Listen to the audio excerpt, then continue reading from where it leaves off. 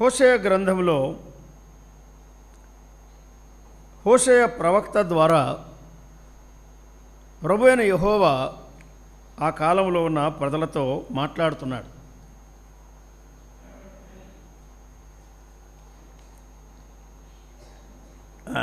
ఈ ఉదయం హోషేయ గ్రంథం అంతటిలో ఎవరిని ఉద్దేశించి ఆయన మాట్లాడుతున్నాడు విన్నారుగా? ఆయన ఎవరిని ఉద్దేశించి మాట్లాడుతున్నాడు?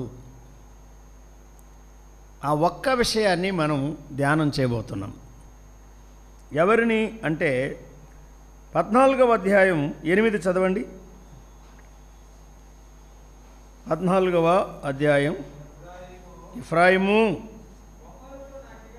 బొమ్మలతో నాకిక నిమిత్తమేమి, విగ్రహములతో నాకిక నిమిత్తమేమి, దూడలతో నాకిక నిమిత్తమేమి అని దాని భావం. ఇంకా నేనే ఆలకించుచున్నాను, నేనే ఎఫ్రాయిమును గూర్చి విచారణ చేయుచున్నాను. చాలు. ఎఫ్రాయిం అనే పేరు హోషేయ గ్రంథములో ఉన్నంతగా బైబిల్లో ఉన్న 66 గ్రంథాల్లో ఏ ఇతర గ్రంథంలో లేదు. వినారా? ఈ గ్రంథములో ఎక్కువ సార్లు ఒక పేరు పెట్టి ఆయన పిలుస్తున్నాడు, ఎఫ్రాయిం అని. ఎఫ్రాయిం అనే పేరు ఒక వ్యక్తి పేరు, ఆ మాట నిజమే. ఎఫ్రాయిము అనే పేరు ఒక గోత్రం పేరు, అది కూడా నిజమే. కానీ అయ్యా అమ్మా, హోషేయ గ్రంథములో ఉన్న ఎఫ్రాయిం వ్యక్తిని గురించి మాత్రమే కాదు, గోత్రాన్ని గురించి మాత్రమే కాదు, ప్రాముఖ్యంగా తప్పిపోయిన 10 గోత్రాల ప్రజలు, చల్లారిపోయిన వారు, వెనుకంజ వేసిన 10 గోత్రాల ప్రజలు, ఇశ్రాయేలు రాజ్యమును ఉద్దేశించి పరలోకములో ఉన్న ప్రభువు ప్రవక్త అయిన హోషేయ ద్వారా మాట్లాడుతున్నాడు. ఏమండి, ఆంధ్రాలో ఉండేవారికి, కర్ణాటకలో ఉండేవారికి, మహారాష్ట్రలో ఉండేవారికి, 2017లో ఉండేవారికి, ఎప్పుడో ఎక్కడో జీవించిన 10 గోత్రాల వారికి ఏమి సంబంధం అనుకోవచ్చు మీరు. ఒక సంబంధం ఉన్నది. అదేమిటో తెలుసా? వారు తప్పిపోయిన వారే,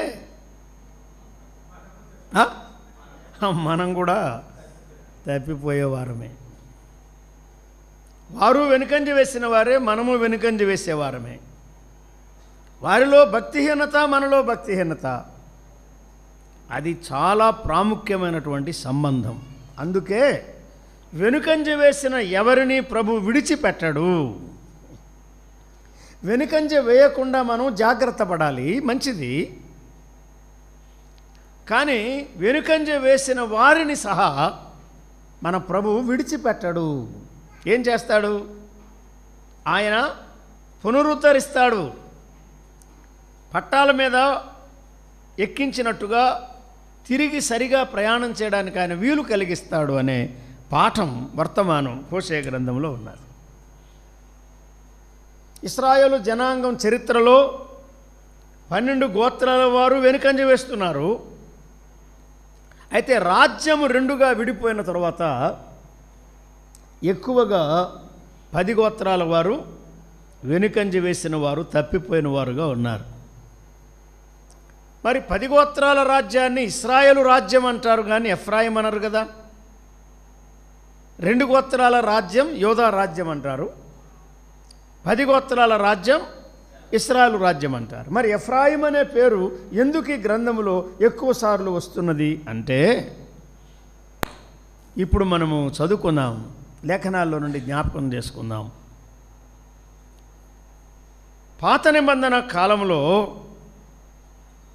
దావీదు 12 గోత్రాలు సమైక్యంగా ఉన్న రాజ్యానికి రాజుగా నియమించబడి 40 సంవత్సరాలు పరిపాలించాడు.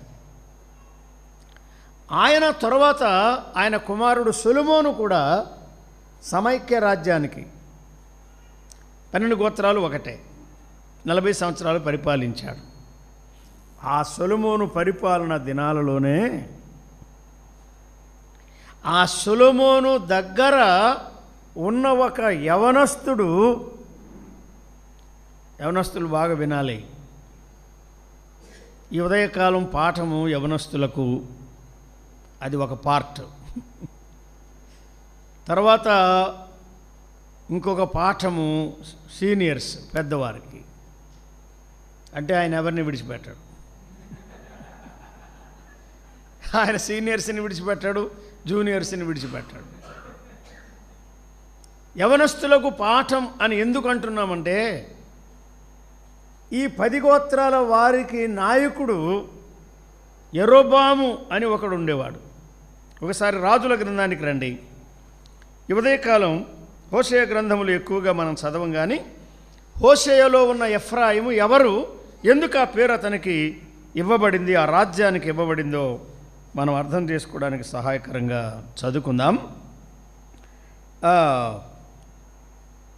రాజులు మొదటి గ్రంథం 11వ అధ్యాయం. అవునా? 10వ వచనం చదవండి ఒకసారి. Chapter 11 and verse 10. ఎవరు? సొలొమోను. నీవు ఇతర దేవతలను వెంబడింపవలదు అని సొలొమోనుకు పరలోకపు దేవుడు తేటగా ఆజ్ఞాపించినను సొలొమోను హృదయము ఆయన యొద్ద నుండి తొలగిపోయెను. అమ్మాయ విన్నారే మాట? సొలొమోను సింహాసనం మీదే ఉన్నాడు, కానీ సొలొమోను హృదయము ఆయన యొద్ద నుండి తొలగిపోయినాడు. ఎక్కడ చెప్పాడు? రాజులు మొదటి గ్రంథంలో 10 అధ్యాయాల చరిత్ర తర్వాత 11వ అధ్యాయంలో చెప్తున్నాడు. ఇక 12వ అధ్యాయానికి వస్తే ఆయన కుమారుడు రెహబాము రాజుగా నియమించబడినట్టు రాస్తున్నాడు. విన్నారా?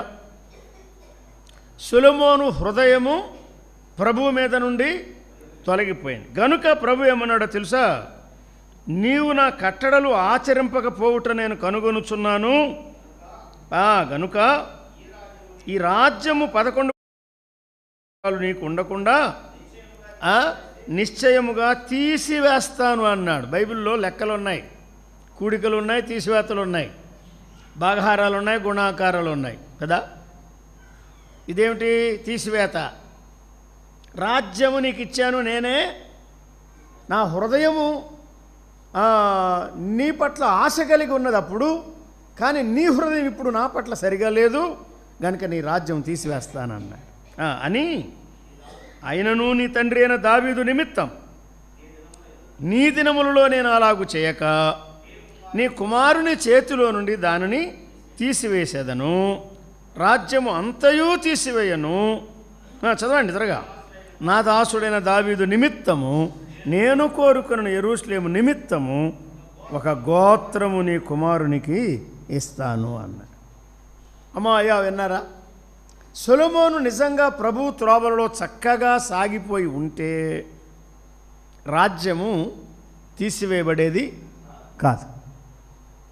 తప్పు ఆయనది కాదు సుమా, తప్పు సొలొమోనుదే. సొలొమోను దినాలలో అది ఎప్పుడు జరిగిందో రాశాడు. 11:4 సొలొమోను వృద్ధుడైనప్పుడు. అందుకే వృద్ధులకు పాఠం ఉన్నది, యవనులకు పాఠం ఉన్నది. మీరు ఏమైనా అనుకోండి, నేను ప్రార్థన చేసి ప్రభు నాకు ఇచ్చినవే మిమ్మల్ని వివరిస్తాను. అది నాకు పాఠం. నా హృదయం ప్రభు మీద నుండి చివరి వరకు తొలగిపోకుండా జాగ్రత్త పడాలి. రాజ్యం విభాగింపబడింది సొలొమోను దినాల్లోనే లోపల. అది రెహబాము కాలంలో బయటపడింది. మరి 11వ అధ్యాయంలోనే ఏమన్నాడు చూడండి. ఇప్పుడు సొలొమోనుకు విరోధులు తయారవుతున్నారు. సొలొమోను అంటే సమాధానం కదా. దావీదుతో ప్రభు ఏమన్నాడు? నువ్వు మందిరం కట్టిస్తావా? కట్టకూడదు అన్నాడు. కట్టగలదు అన్నాడు. ఎందుకు కట్టకూడదు? యుద్ధాలు చేశావు, కట్టకూడదు. రక్తం చిందించావు, కట్టకూడదు. సమాధానం ప్రేమించేవారే సంఘాలు కట్టాలి. సమాధానం లేని వారు సంఘాలు కట్టడానికి ఆయన ఉపయోగించడు. సంఘము సంస్థ కాదు, సంఘము సామ్రాజ్యం కాదు. సంఘం సంఘమే.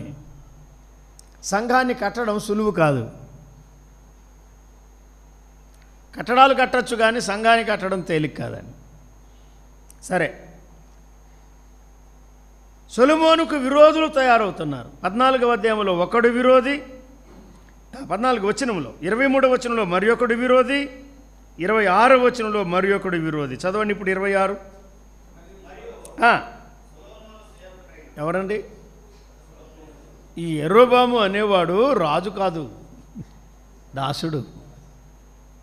ఏదో ఘనంగా సేవకుడు అన్నట్టుగా ఉంది కానీ దాసుడు. సర్వెంట్ క్యారెక్టర్ అంటారు అందుకే బైబిల్లో. దాసుని మనస్సు, దాసుని పెంపుదల, దాసుని వైఖరి, దాసుని ఆలోచన, దాసుని జీవన విధానం అలాగే ఉంటుంది బైబిల్. ఈ యెరోబాము సహా రాజు మీదికి లేచాడు అన్నాడు. చిన్న హెచ్చరిక. మన పిల్లలు, మనకు తెలిసిన వారు, యవనస్తులు, ప్రభు కృపను బట్టి సంఘానికి సహకారులు, నమ్మకస్తులు, ప్రభుకు స్తోత్రం. ఎన్నడు కానీ ఎవరు కానీ సంఘాల్లో ప్రభువు నియమించిన నాయకత్వానికి విరోధంగా లేవకండి. జాగ్రత్త కలిగి ఉందాం. తిరుగుబాటు చేయవద్దు. యెరోబాము తిరుగుబాటు చేశాడు. దాసుడుగా లేడు. సొలొమోను అతన్ని ప్రేమించాడు. ఎందుకు ప్రేమించాడు? ఆయనలో కొన్ని లక్షణాలు ఉన్నాయి. 28 చదవండి. అయితే యెరోబామును ఇతడు బలహీనుడు కాదు, మహాబలాఢ్యుడు. యవనస్తులు ఎలాంటి బలాఢ్యులుగా ఉండాలి.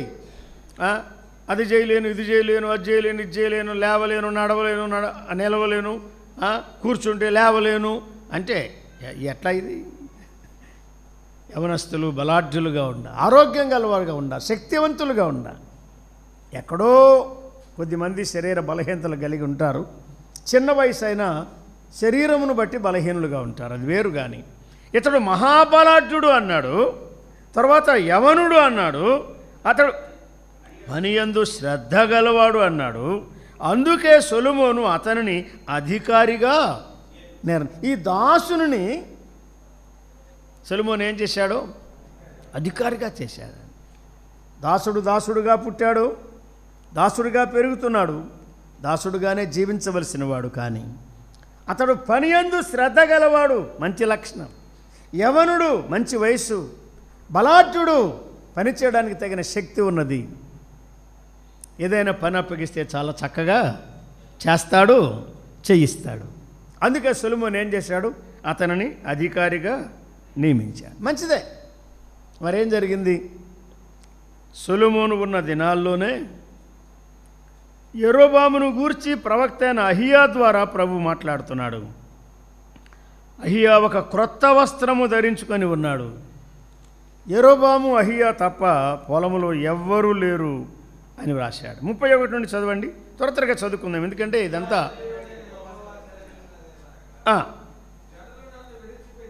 జనులు నన్ను విడిచిపెట్టారు. చూసారా ఎంత అన్యాయం ఇది? పిలిచినవాడు ఆయన, ప్రేమించినవాడు ఆయన, పోషించినవాడు ఆయన, రాజ్యం ఇచ్చినవాడు ఆయన, స్థాపించినవాడు ఆయన, గ్రంథం ఇచ్చినవాడు ఆయన, యాజకుల్ని ఇచ్చాడు, ప్రవక్తల్ని ఇచ్చాడు, ఎన్నో మేళ్లు చేస్తున్నాడు, ఆత్మీయంగా కాపాడుతున్నాడు. అటువంటి ప్రభువును విడిచిపెట్టవద్దు అని తేటగా చెప్పినా ఆ కాలంలో ప్రజలు ఆయనను విడిచిపెట్టి అస్తారోతును సీదోనీల దేవతను, కెమోషను మోయాబీల దేవతను, మిల్కోను అమ్మోనీల దేవతకును మ్రొక్కి దావీదు చేసినట్లు సొలొమోను ప్రవర్తించలేదు గనుక ఆ కాలంలోనే రాజ్యం 2 భాగాలు అయిపోతుందని ప్రభు చెప్పాడు. సొలొమోనుకి ఏం చెప్పాడు? నేను నీ యొద్ద నుండి రాజ్యమును తీసివేస్తా అన్నాడు కదా, చదువుకున్నాం కదా. మళ్ళీ ఇప్పుడు యెరోబాముతో ఏం చెప్తున్నాడు? ఆ కొత్త వస్త్రాన్ని అహియా 12 ముక్కలు చేశాడు. చేసేయమన్నాడు. 10 తునకలు నీకిచ్చాను ప్రభు చెప్పాడు అన్నాడు. 10 గోత్రములను నీకిచ్చేదను అన్నాడు. మరి మిగతా 2 గోత్రాల సంగతి ఏమిటి అంటే 34లో అన్నాడు, రాజ్యము వాని చేతిలో నుండి బొత్తిగా తీసివేయక. ఒక గోత్రం అంటే ఉన్న యోధా గోత్రానికి ఒక గోత్రం, 1+1 ఈజ్ ఈక్వల్ టు 2, ఓన్లీ 2. ఎవరా 2 గోత్రాలు? యోధా గోత్రం, బెన్యామీను గోత్రం. బాగా గుర్తుపెట్టుకోవాలి. నాకు బైబిలు చదువుతున్నప్పుడు అర్థం కాలేదు, ఇప్పటికీ అర్థం కావడం లేదు, కానీ కొంతవరకు అర్థమైనందుకు నేను ఎంతో సంతోషిస్తున్నాను. యోధా రాజులు, ఇశ్రాయేల్ రాజులు, ఇదేమిటిది? యోధా రాజ్యం, ఇశ్రాయేల్ రాజ్యం ఏమిటిది? ఎవరు చెప్తారు? నేను నేర్చుకోవడానికి ఏ బైబిల్ కాలేజీకి వెళ్ళలేదు, బైబిల్ క్లాస్కి వెళ్ళలేదు. చదువుతూ ఉండగానే ప్రభువు తేటపరుస్తూ వచ్చాడు, చదవగా చదవగా చదవగా ఒక్కొక్క సంవత్సరం కొన్ని విషయాలు నేర్పిస్తూ వచ్చాడు ఆయన. మీరు ధన్యులు, నమ్ముకున్న కొద్ది సంవత్సరాల లోపల చాలా విషయాలు తెలుసుకోగలుగుతున్నారు కదా. ఆయన ఏమన్నాడో చూడండి, యోధా వారు, బెన్యామీను వారు. తర్వాత చెప్పాడన్నమాట, ఆ 2 గోత్రాలు ఒక రాజ్యం, మిగతా 10 గోత్రాలు ఒక. ఆ 10 గోత్రాల రాజ్యమే ఇశ్రాయేలు రాజ్యం. ఆ ప్రజలను వారు ఎక్కువ భక్తిహీనులుగా ఉన్నారు, వెనుకంజ వేశారు, విగ్రహాలను సేవిస్తూ వచ్చారు, ప్రభువుకు రోషము పుట్టించారు.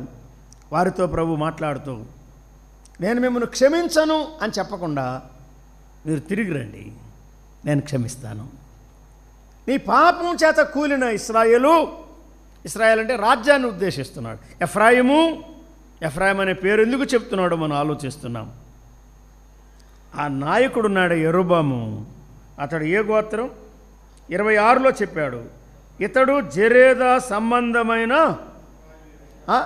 ఎఫ్రాయిమీయుడైన నెబాతు కుమారుడు. ఇది గుర్తుపెట్టుకున్నాం. ఈ 10 గోత్రాల రాజ్యానికి మొదటి రాజు, మొదటి నాయకుడు యెరోబాము.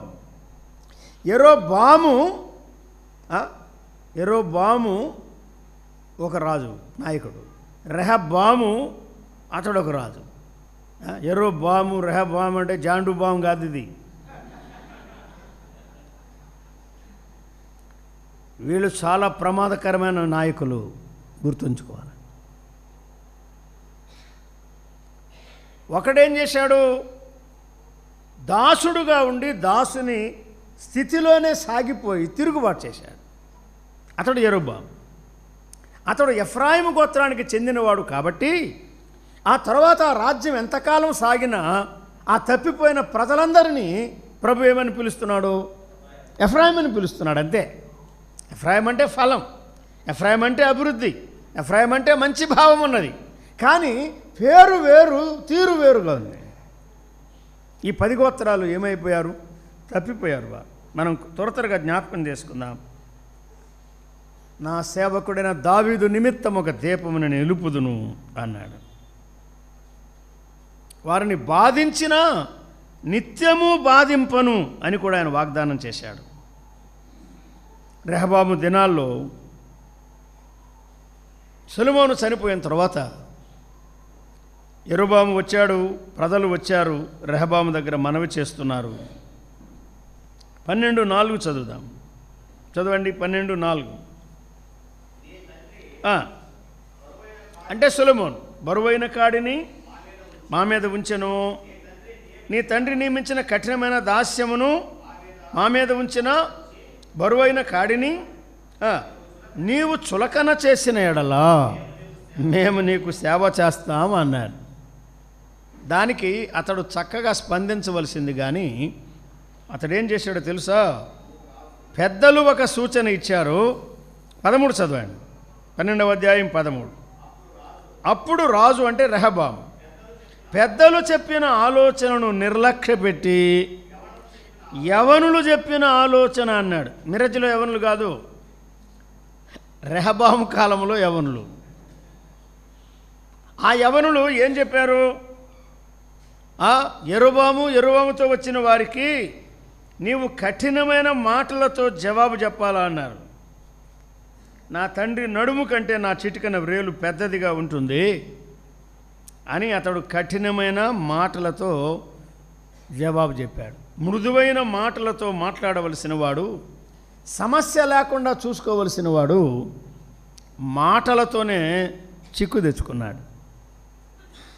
సహవాసంలో, సంఘాలలో, కుటుంబాల్లో చాలాసార్లు చిక్కులు రావడానికి కారణం మాటలే. యవనస్తులు కాదు, మాటలే.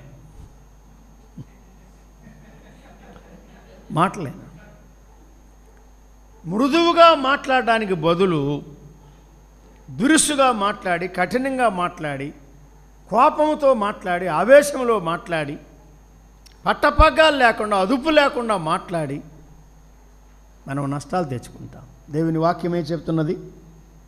మృదువైన మాట కోపమును చల్లార్చును. కాబట్టి అవసరమైతే తప్ప, క్రమశిక్ష చేయవలసినప్పుడు తప్ప మనం అనవసరంగా కోపపడకూడదు. న్యాయమైన కోపం ఉన్నదే, నీతియుక్తమైన కోపము, అది మాత్రమే ఉండాలి తప్ప అది ఎప్పుడో, రోజు కాదు, అది అవసరాన్ని బట్టి మాత్రం. ఇక్కడ ఏం జరిగిందంటే తన మాటలు కఠినంగా ఉండడం వల్ల రాజ్యం పోగొట్టుకున్నాడు, 10 గోత్రాల వారిని పోగొట్టుకున్నాడు. సరే, రాజుల జవాబు చెప్పినప్పుడు అయినా మనం ఎందుకు వేరైపోవాలి అని వారు ఆలోచించవలసిందే. కానీ యెరొబాము మంచి మనసు గలవాడు కాదు కదా. అతనికి అంతవరకు సొలొమోను ఇచ్చిన అధికారాన్ని బట్టి, సొలొమోను ఇచ్చిన అవకాశాన్ని బట్టి ఒక ఇమేజ్ వచ్చింది, ఒక ఇమేజ్ ఏర్పడింది. దాన్ని బట్టి ఏం చేస్తున్నాడంటే, నేను ఒక లీడర్ని గనక నా వెంట వచ్చేవారందరినీ రెహబాము క్రిందికి వెళ్లకుండా నేను కాపాడుకోవాలా అనుకున్నాడు. అనుకొని తన మనసును పాడు చేసుకొని ఏం చేశాడో చూడండి, ఊరికే జ్ఞాపకం చేసుకుందాం.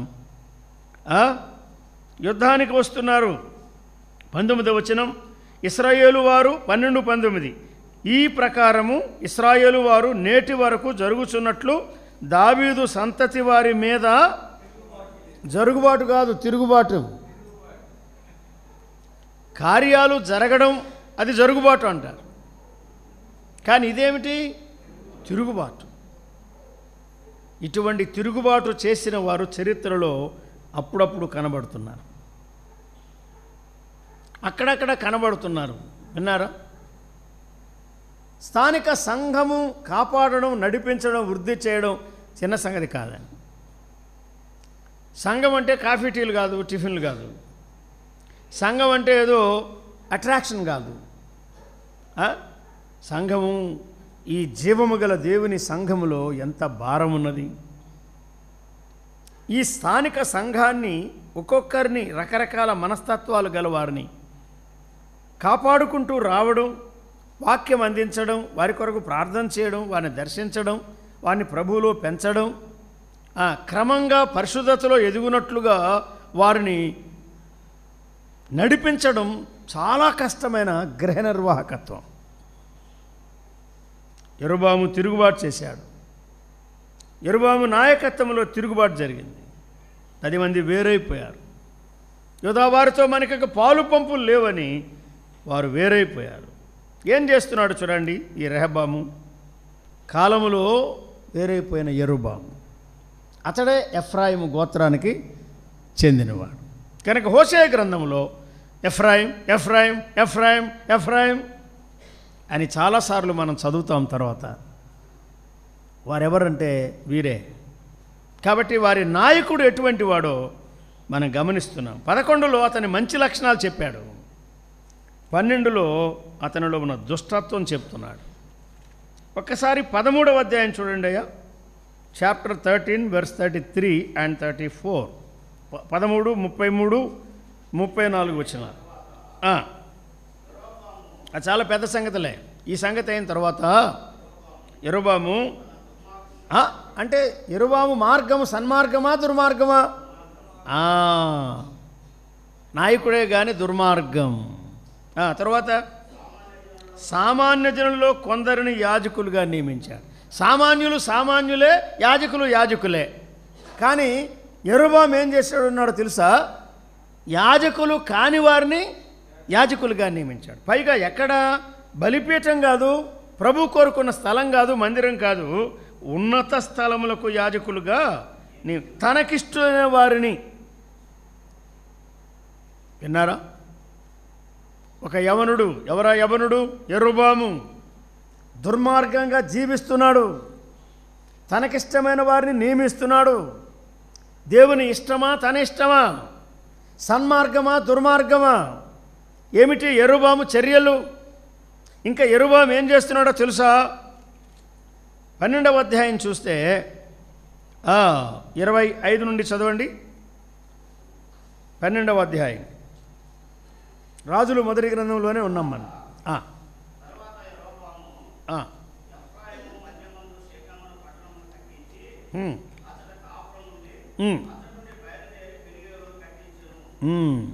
పట్టణాలు కట్టించే పనిలో ఉన్నాడు. ఎవరు? ఈ 10 గోత్రాల వారు.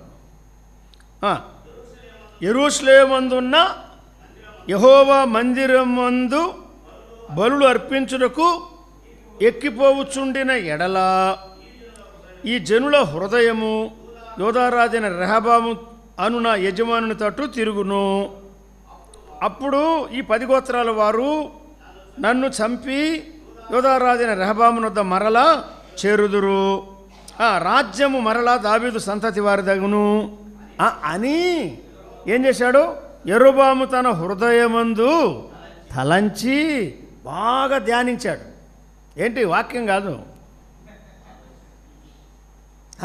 ఆలోచించి ఆలోచించి ఆలోచించి రాత్రంతా పగలంతా ఆలోచించి తలంచి తలంచి ఎట్లయినా ఈ 10 గోత్రాల వారిని మందిరానికి పోకుండా చేయాలి. మందిరం ఒక్కటే యెరూషలేములో, వారు యెరూషలేముకు వెళ్లకుండా చెయ్యాలి అని ఆలోచించి ఆ సెంటర్కి బదులు 2 సెంటర్లు పెట్టాడు. ఎవరు? యెరొబాము. ఒకటి బేతేలు, మరొకటి దాను అన్నాడు. అవునా? చదువు 28 చేసి ఆరాధన కేంద్రాలు పెట్టడం కాదు, బంగారపు దూడలను చేయించాడండి. నిర్గమకాండ 32లో సీనాయి కొండ దగ్గర అహరోను దినాల్లో ఒక బంగారు దూడను చేసి పాపం చేశాడు. ఆ సంగతి ఎరిగి ఉండి కూడా ఇతడేం చేస్తున్నాడు? ఒక దూడ కాదు, 2 దూడలు చేయించాడు. దూడ ఉంటే మేలు కానీ ఏమండి, బంగారపు దూడ వల్ల ఏం మేలండి? మీరు ఆలోచన చేయండి. అసలు అంత బంగారు ఖర్చు పెట్టి దూడం చేయనేదా? ఈనాడు ప్రపంచంలో ఏం జరుగుతుందో తెలుసా?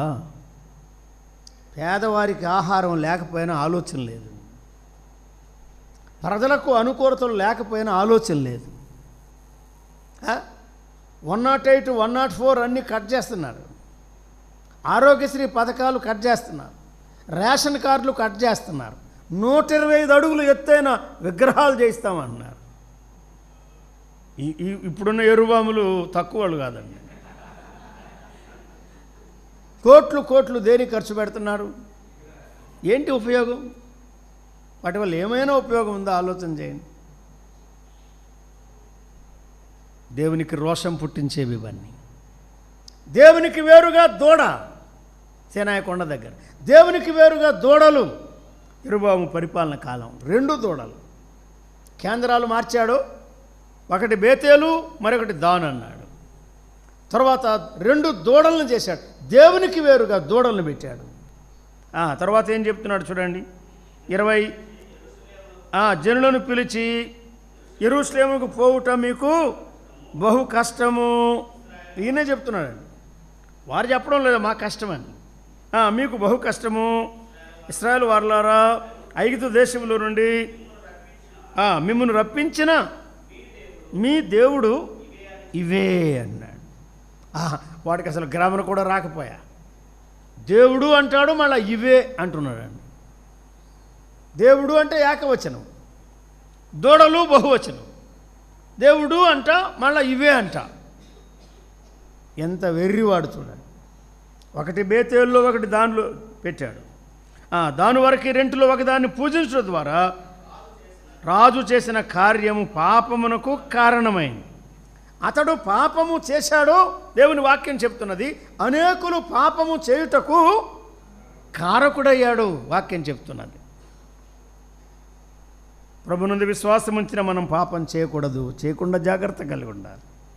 ఇతరులు పాపం చేయడానికి కారకులు కాకుండా జాగ్రత్త కలిగి ఉండాలి. 31 చూడండి, అక్కడే అతడు ఉన్నత స్థలములు కట్టించి మందిరముగా ఏర్పరచి, ఏమిటి మందిరం కాదు, మందిరం కాని మందిరం, దేవుడు కాని దూడలు, ఆరాధన కేంద్రం కానివి 2 ఏర్పాటు చేసి ఇప్పుడు ఏం చేస్తున్నాడు, సాధారణమైన వారిలో కొందరిని యాజకులుగా నియమించాడు. అక్కడ లేవీయులు ప్రభు కోరుకున్నాడు, కానీ ఇక్కడ లేవీయులు కాని వారిని అతడు యాజకులుగా నియమించాడు. 32లో ఏం చెప్పాడు చూడండి, మరియు యెరొబోము యూదాదేశమందు జరుగు పండుగ వంటి పండుగ.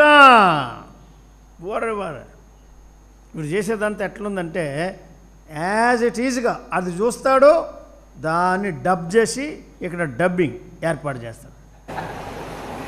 పండుగ ఇక్కడ పండుగ, కేంద్రము ఇక్కడ కేంద్రం, అక్కడ లేవీయులు ఇక్కడ లేవీయులు కానీ యాజకులు. ఉత్సవం వంటి ఉత్సవాన్ని అతడు జరిగించి వచ్చాడు. తర్వాత డేట్ కూడా మార్చాడు చూడండి, 32 8వ మాసము 15వ దినమట. పస్కా ఎప్పుడు జరగాలి, పస్కా ఎప్పుడు జరగాలో మనకు తెలీదా? మొదటి నెల 14వ తారీఖే కదా, అంతే కదా, నవంబర్ 14 కాదు, అది నెహ్రూ బర్త్డే. మొదటి నెల 14, అవునా? మరి ఈ వీడియో డేట్ పెట్టాడు 8వ నెల, మొత్తం మార్చేయండి, నెల మార్చాడు, డేట్ మార్చాడు, అంతా మార్చడమే. వాక్యం కాదు, సత్యం కాదు, దేవుని మనసు కాదు. యెరొబోము తిరుగుబాటు చేశాడు. ఎఫ్రాయిము, దూడలతో నాకు ఇక నిమిత్తమేమి, నీవు పెట్టుకున్న దూడలు, నీవు చేసుకున్న విగ్రహాలు, నీవు పెట్టుకున్న కేంద్రాలు, నీవు నిపుణుకున్న ఉన్నత స్థలాలు, నీవు ఏర్పాటు చేసిన యాజకులు, నీవు జరిపించే పండుగలు, వాటితో నాకు నిమిత్తమేమి? వస్తావా నా దగ్గరికి రా, తిరిగిరా, నేను క్షమిస్తాను, నిన్ను ప్రేమిస్తాను, నేను స్నేహిస్తాను. ఎఫ్రాయిం తప్పిపోయిన 10 గోత్రాల వారిని ఉద్దేశించి ప్రభు మాట్లాడుతున్నాడు. లెసన్ 1, యవనుడు బలాఢ్యుడు, పని యందు శ్రద్ధ గలవాడు, పని చేశాడు, గుర్తింపు పొందాడు, అధికారిగా నియమించబడ్డాడు. కానీ తర్వాత ఏం చేశాడు? గర్వించి తిరుగుబాటు చేశాడు. 10 గోత్రాల వారిని ఒక రాజ్యముగా కట్టి ప్రభువుకు ఇష్టము కాని కార్యాలు జరిగించి పాపము చేయుటకు, ఇశ్రాయేలు వారు పాపము చేయుటకు కారకుడయ్యాడు. 33వ వచనం చివరిలో ఏం చెప్తున్నాడంటే, బేతేలులో తాను చేయించిన బలిపీఠం మీద, బలిపీఠము కాని బలిపీఠం, చూసారా, బలిపీఠము కాని బలిపీఠము, పండుగ కాని పండుగ, యాజకులు కాని యాజకులు, మందిరము కాని మందిరములు, దేవుడు కాని దూడలు, తేదీ కాని తేదీలు, ఇంకేమిటి, బలిపీఠము సరికానిది బలిపీఠంగా ఏర్పాటు చేయి, బలిగాని బలి అర్పించాడు, అసలు తానే ఎక్కాడంటాడు. 12వ అధ్యాయం చివరిలో ధూపము వేయుటకు తానే బలిపీఠము ఎక్కాను. మనం ముగించుకుందాం. యెరొబోము జీవితం, యెరొబోము వైఖరి, యెరొబోము చర్యలు, ఇవి ప్రభువుకు ఇష్టమైనవి కావు. ఆలోచించారా? తిరుగుబాటు చేసిన వారికి నాయకుడిగా ఉన్నాడు. దేవుని ప్రజలను తప్పుత్రోవ పట్టించాడు. దావీదు వంటి నాయకత్వం కాదు, మోషే వంటి నాయకత్వం కాదు, సమూయేలు వంటి నాయకత్వం కాదు. భక్తిహీనుడు నాయకుడుగా ఉండి 10 గోత్రాల వారిని భక్తిహీనలోతులోనికి నడిపించాడు. గనుక ఎన్నడూ మనము సంఘాన్ని, సహవాసాన్ని, ప్రభువు కోరుకున్న నాయకత్వాన్ని ఎక్కడ కానీ వ్యతిరేకించే వారంగా, ఎదిరించే వారంగా ఉండవద్దు, నష్టం తెచ్చుకోవద్దు. అది ఒక పాఠం. మరి ఒక పాఠం ఏంటంటే, సొలొమోను చాలా కాలం చక్కగా జీవించాడు, చక్కని ప్రారంభం చేశాడు, కానీ వృద్ధుడైనప్పుడు అన్నాడు. చూడండి, ఆ మాట చదువుకొని జ్ఞాపకం చేసుకుని ముగించుకుందాం. 11వ అధ్యాయం 4 చదువుదాం. రాజులు మొదటి గ్రంథంలోనే సొలొమోను వృద్ధుడైనప్పుడు అతని భార్యలు అన్నాడు. అదే పెద్ద పొరపాటు. అతని హృదయమును ఇతర దేవతల తట్టు త్రిప్పగా అతని హృదయము దేవుడైన యెహోవా ఎడల యథార్థము కాకపోయెను. 6వ వచనం, అతడు యెహోవా దృష్టికి చెడు నడత నడిచెను, అతని హృదయము యెహోవా మీద నుండి తొలగిపోయెను. 5వ వచనం, అతడు హేయమైన దేవతలను అనుసరించెను. How sad! ఎవరు? సాలమన్ ద వైజ్, మహాజ్ఞాని సొలొమోను ఏమయ్యాడు? అతని హృదయము తొలగిపోయింది.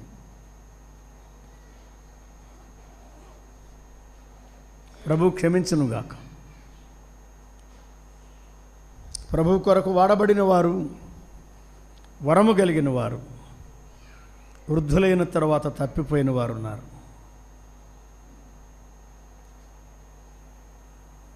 శరీరాన్ని నమ్మడానికి లేదు. వారి యవనములో బాగున్నారు, నడి వయసులో బాగున్నారు, వృద్ధులైన తరువాత హృదయము తొలగిపోయింది, పాపములో పడిపోయారు.